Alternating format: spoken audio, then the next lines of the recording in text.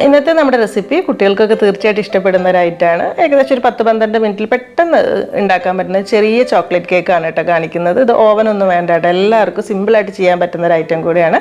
അപ്പോൾ നിങ്ങൾക്ക് വീഡിയോ കണ്ടിട്ട് ഇഷ്ടമാവുകയാണെങ്കിൽ ആ ഒരു ലൈക്ക് ചെയ്യേണ്ട കാര്യം, അതുപോലെ തന്നെ നമ്മുടെ ചാനൽ ഇതുവരെ സബ്സ്ക്രൈബ് ചെയ്യാത്തവരാണെങ്കിൽ അതുകൂടെ മറക്കരുതേ. അപ്പോൾ ഇതൊന്ന് കണ്ടു നോക്കിയാലോ. അപ്പോൾ ആദ്യം ഇതിലേക്കായിട്ട് 1 കപ്പ് മൈദയാണ് വേണ്ടത്. അതൊരു അരിപ്പയിലേക്ക് ഇട്ട് കൊടുത്തിട്ടുണ്ട്. അതിൻ്റെ കൂടെ തന്നെ ഒരു 1/4 കപ്പ് അളവിൽ കൊക്കോ പൗഡറും ചേർത്ത് കൊടുക്കുന്നുണ്ട്. ഇനി ഒരു 1/2 ടീസ്പൂൺ ബേക്കിംഗ് പൗഡർ ഇട്ട് കൊടുക്കുന്നുണ്ട്. അതിൻ്റെ കൂടെ തന്നെ ഒരു 2 നുള്ള് ബേക്കിംഗ് സോഡ, അതുപോലെ തന്നെ 2 നുള്ള് ഉപ്പ് ഇട്ട് കൊടുക്കാം.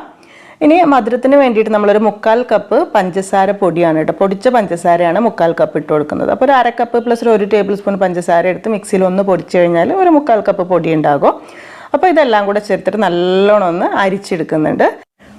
ഇപ്പോൾ ഇതിലേക്കൊരു 1/4 കപ്പ് പൊടിച്ച പഞ്ചസാരയാണ് എടുത്തിട്ടുള്ളത്. അപ്പോൾ അതുകൊണ്ട് തന്നെ കേക്കിൻ്റെ മിക്സിന് ഒരു ഇത്തിരി മധുരം കുറവായിരിക്കും, അത് കുഴപ്പമില്ല. നമ്മൾ ലാസ്റ്റ് ചോക്ലേറ്റ് ചേർക്കുന്നുണ്ട്, അപ്പോൾ കറക്റ്റ് ആയിക്കോളൂ കേട്ടോ.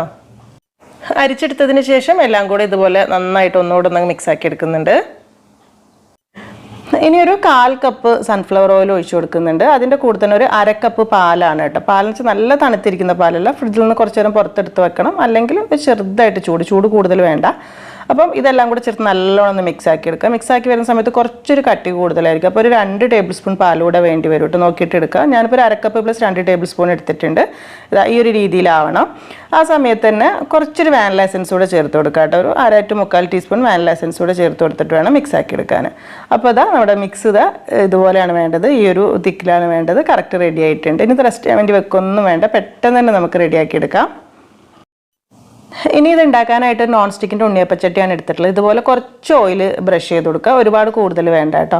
അപ്പോൾ ചട്ടി ജസ്റ്റ് ഒന്ന് ചൂടാക്കി വെച്ചിട്ടുണ്ട്. ഒരുപാട് ചൂട് കൂടുതലില്ല, ഗ്യാസ് ഓഫ് ചെയ്തിട്ടാണ് കേട്ടോ ഇപ്പോൾ ഉള്ളത്. ഗ്യാസ് കത്തിച്ചിട്ടല്ല നമ്മൾ മാവ് ഒഴിക്കേണ്ടത്, മാവൊക്കെ ഒഴിച്ച് സെറ്റാക്കിയിട്ട് ഗ്യാസ് ഓൺ ആക്കിയാൽ മതി കേട്ടോ. അപ്പോൾ ഓരോ കുഴിയിലും ഇതുപോലെ ഒരു 1/4 ഭാഗത്തോളം ഒഴിച്ചു കൊടുത്താൽ മതി, നിറച്ച് ഒഴിക്കേണ്ട. ഇനി നമ്മൾ ചോക്ലേറ്റ് ഇതുപോലെ ചെറിയ പീസായിട്ട് മുറിച്ചെടുത്തിട്ട് ഇതിലേക്ക് ഇങ്ങനെ വെച്ച് കൊടുക്കുകയാണ് കേട്ടോ ചെയ്യുന്നത്. ഓരോന്നിലും ജസ്റ്റ് ഒന്ന് പ്രസ് ചെയ്ത് കൊടുക്കുക, ഒരുപാട് അടിയിലേക്ക് പ്രസ് ചെയ്യേണ്ട ആവശ്യമില്ല, ഒന്നങ്ങ് വെച്ച് കൊടുത്താൽ മതിയാകും.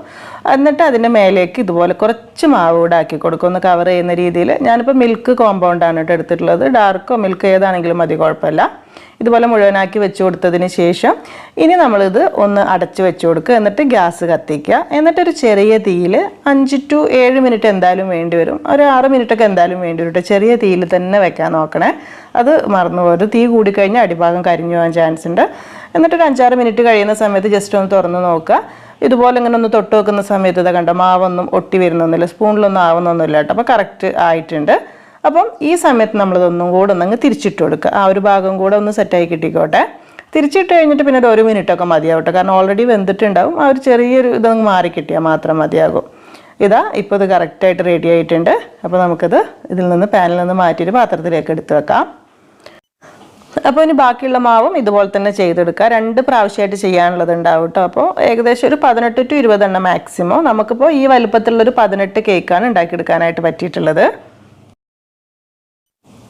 അപ്പോൾ ഇത്രയുള്ള പരിപാടി വളരെ സിമ്പിളല്ലേ, കുട്ടികൾക്കൊക്കെ ഇഷ്ടമാവും തന്നെ വിചാരിക്കുന്നു. പിന്നെ നമ്മളിതിങ്ങനെ മുറിച്ച് കഴിക്കുന്ന സമയത്ത് ഉള്ളിൽ വെച്ചിട്ടുള്ള ചോക്ലേറ്റൊക്കെ കുറച്ചൊക്കെ മെൽട്ടായിട്ടൊക്കെ ഉണ്ടാവും. അപ്പോൾ അതുകൂടെ ഇങ്ങനെ കൂട്ടി കടിച്ച് കഴിക്കുന്ന സമയത്താണ് കറക്റ്റ് ഒരു മധുരവും ടേസ്റ്റൊക്കെ കിട്ടുക കേട്ടോ.